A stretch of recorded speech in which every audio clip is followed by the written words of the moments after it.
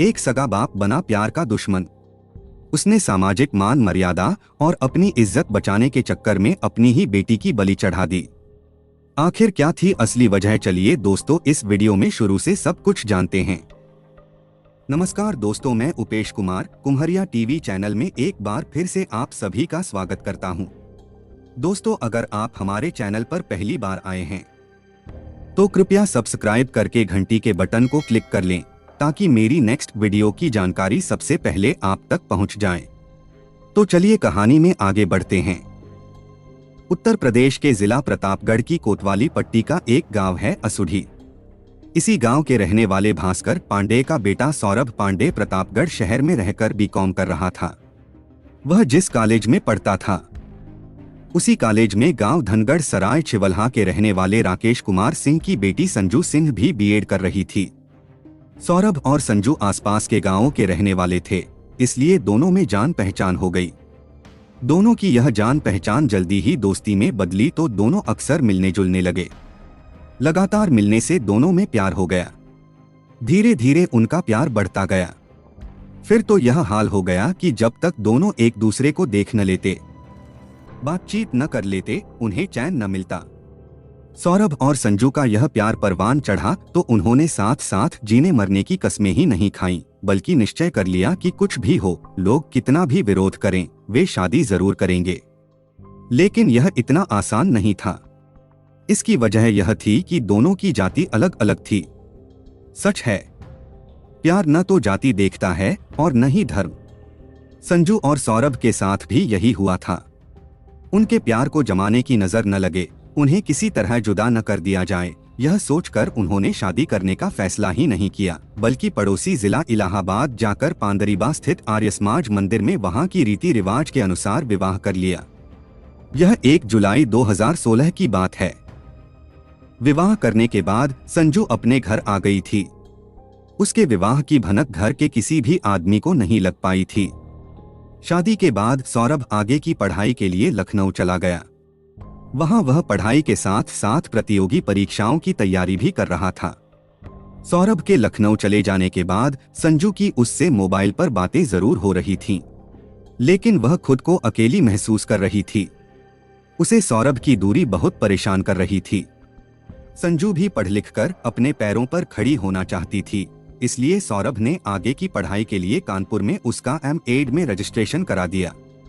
कानपुर आने के बाद संजू सौरभ के साथ रहने की जिद करने लगी और 18 सितंबर 2016 को वह लखनऊ आ गई। सौरभ लखनऊ के आशियाना में रहता था। संजू उसी के साथ उसके कमरे पर रहने लगी। आगे चलकर कोई परेशानी न हो, इसके लिए 20 सितंबर 2016 को सौरभ ने इलाहाबाद हाई कोर्ट में संजू के साथ कोर्ट मैरिज कर ली। इसके बाद संजू के घर वालों को सौरभ के साथ उसकी शादी का पता चल गया। चूंकि सौरभ उनकी जाति का नहीं था, इसलिए पूरा परिवार आग बबूला हो उठा। बेटी द्वारा लिया गया यह निर्णय किसी को स्वीकार नहीं था, खासकर संजू के पिता राकेश कुमार सिंह को। बेटी की इस हरकत से वह काफी नाराज थे, जबकि सौरभ के घर वाले बेटे के इस प्यार के बारे में जानते तो थे ही, उन्हें संजू बहू के रूप में स्वीकार भी थी। संजू के पिता राकेश सिंह जनता इंटर कॉलेज उड़ैयाडीह के प्रधानाचार्य थे। ऐसे में अपनी इज्जत को लेकर वह काफी परेशान थे। किसी भी कीमत पर वह इस शादी के लिए तैयार नहीं थे। बेटी की इस हरकत से वह काफी तनाव में रहने लगे थे। वैसे भी वह काफी उग्र स्वभाव के थे। यही कारण था कि उनके घर के अन्य लोग संजू का प्रेम विवाह चाहकर भी स्वीकार करने की हिम्मत नहीं कर पा रहे थे।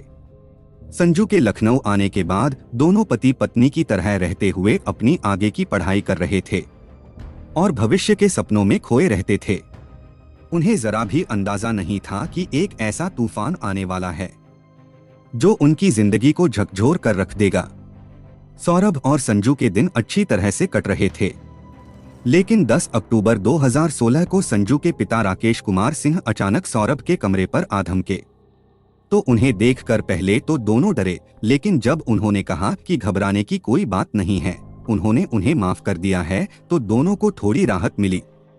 राकेश कुमार सिंह ने कहा, बच्चों, तुम्हारी शादी से हमें कोई परेशानी नहीं है। जो होना था वह हो गया है।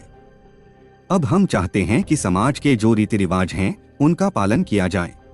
इसके बाद संजू और सौरभ को विश्वास में लेकर गांव में धूमधाम से दोनों की शादी की बात कहकर राकेश कुमार सिंह संजू को अपने साथ लेकर गांव लौट आए। सौरभ भी खुश था कि चलो देर ही सही, उसके ससुर जी ने नाराजगी त्याग कर बेटी को और उसे अपना लिया है। लेकिन संजू के गांव जाने के बाद जब उसने उससे बात करने की कोशिश की तो बात नहीं हो सकी, क्योंकि संजू को उससे बात नहीं करने दी जा रही थी। संजू पर तमाम पाबंदियां लगा दी गई थीं। एक तरह से उसे बंधक बना लिया गया था। 10 अक्टूबर से 31 अक्टूबर 2016 तक जब संजू से बात न हो पाई तो सौरभ अपनी ससुराल जा पहुंचा। लेकिन संजू से मिलने की कौन कहे, उसे घर पर रुकने तक नहीं दिया गया, उसे दुत्कार कर भगा दिया गया। ऐसा कई बार हुआ तो सौरभ ने पत्नी को पाने के लिए हाई कोर्ट की लखनऊ बेंच से गुहार लगाई। इसका नतीजा यह निकला कि 3 नवंबर 2016 को हाई कोर्ट ने संजू को उसे सौंपने का आदेश तो दे दिया, साथ ही हाई कोर्ट में भी पेश करने को कहा। लेकिन निर्धारित तारीख पर संजू को हाई कोर्ट में पेश नहीं किया गया।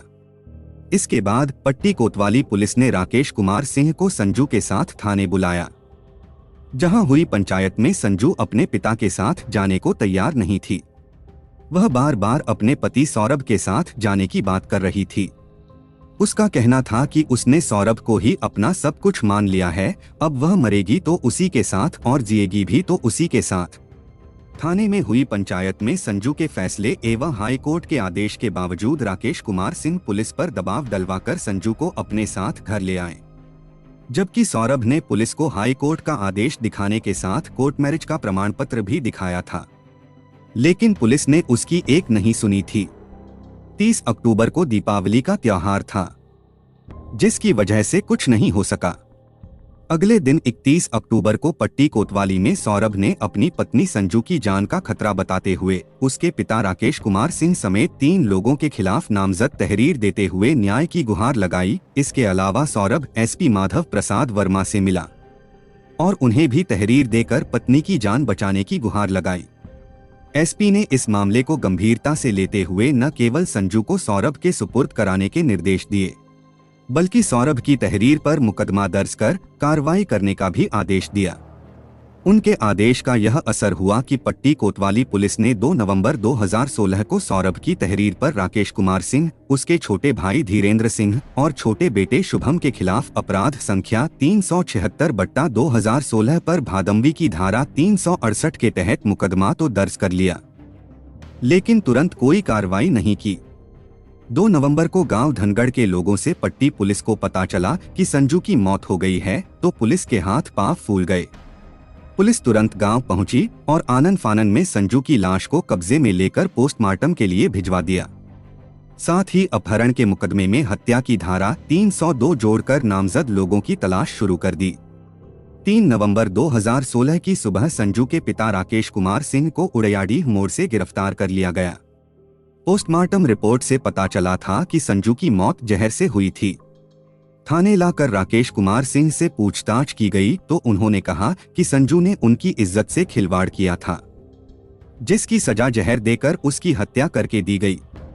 पूछताछ के बाद पट्टी कोतवाली प्रभारी इंस्पेक्टर राजकिशोर ने उसे अदालत में पेश करके जेल भेज दिया। इसके बाद संजू के चाचा धीरेन्द्र सिंह तथा भाई शुभम की तलाश में लगे गए थे। दोस्तों, अगर आपको हमारी कहानी अच्छी लगती है तो कृपया सब्सक्राइब करके घंटी बटन को क्लिक जरूर कर लें, ताकि अगली वीडियो की जानकारी सबसे पहले आप तक पहुंच जाए। कहानी को पूरा सुनने के लिए आपका बहुत बहुत धन्यवाद।